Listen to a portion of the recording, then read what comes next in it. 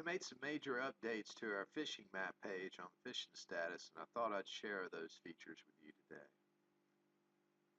So for those who have never used the fishing map page, it can be accessed from the Home tab up under Map, and then I'll take you to Home Map.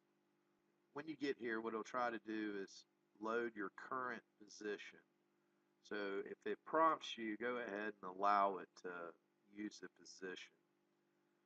And even though I'm in here in Raleigh, where I do all my fishing's out at Hatteras, so what I can do is I can type in here, Hatteras, do a search, and it's going to now position me here.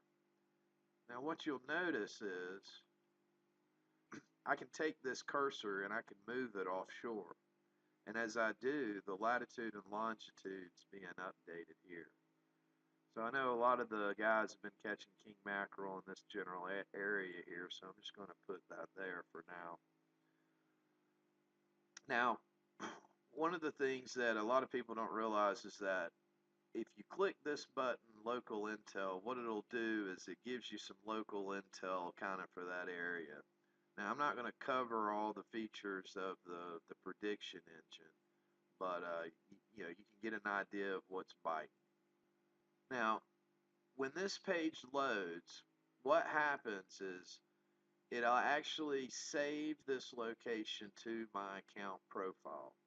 So now, every time, and I can get my prediction and change the stuff on there, but when I load up the map, what you're going to see is it's now centered.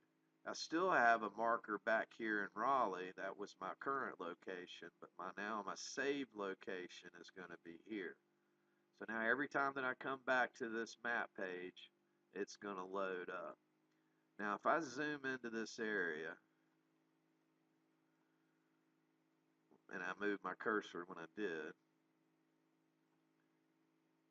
what you can see is there's a ability to add a spot or report if I wanted to, but there's this enable measurement. What it allows me to do is I can kind of find out what the distance is from the inlet here. So if I mark here from the inlet and go out to these grounds, I can basically see that it is 12.63 miles. Now I can move this out. I can say I want to go over here, and back up here, and it's going to chart that distance for those points. You can see that's a total of 37. I can remove these and it'll adjust as well. So that's a good way to be able to get some quick measurements for whatever distance that you're planning on traveling to go get to some of these fishing spots or where the fish are. Now I'm going to zoom out just a little bit, and I'm going to skip over the download GPS files for a minute, but I'm going to open up Places. Now, one of the things that we added was the Navionics sonar chart, which is really great to being able to see a lot of the different structure. But I got the ability to remove those, any fishing related businesses. I can remove the maps and even the fishing spots. And this link just basically takes me to a page that allows me to download those 100-mile radius maps. But I can also remove fishing reports, buoy conditions, and tide charts. By default, none of the sea surface temperatures are being displayed, but I can enable them. So I just wanted to be able to show a little bit about how you can actually clear out the map and see just data that you want to. So for example, I can see the Navionics sonar chart for this area. Now let's say I want to add these fishing spots, and let's say I want to throw up the fishing reports. Now I can just see data that I want to work with for looking for these conditions possibly. Now we also have the sea surface temperatures, and let me back out just a little bit. So what you can see is there's a little bit of patch of this cold water coming out of the inlet here, and it's right in here. There's a little bit of some warmer water, a little bit of cooler water off here.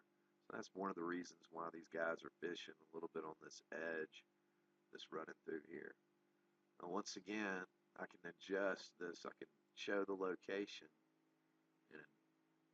and see that there's a nice change that's running right through here, and I can get those coordinates as necessary. Now, one of the new things that we also added, and this is just for the guys in Hatteras and Oregon Inlet, is the ability to use the north-south Loran lines. A lot of the guys out of Hatteras talk Loran lines. They'll say, I'm on the 200 line, 30 fathoms or something like that. Well, the 200 line runs straight to Hatteras Inlet. And even though Navionics does it in meters, I can get a good idea where I need to go to 30 fathoms in, on the 200 line.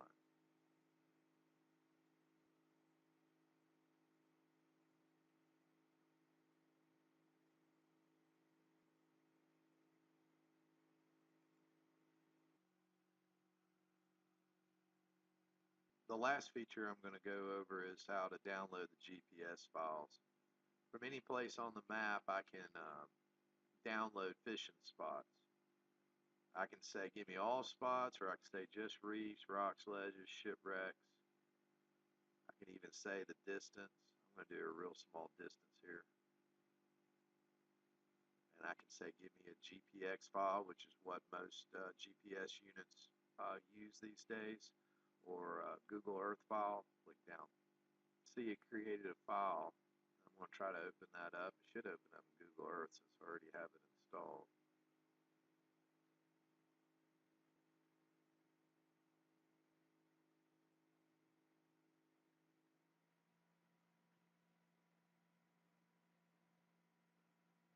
You can see it gave me all the fishing spots within a 10-mile radius.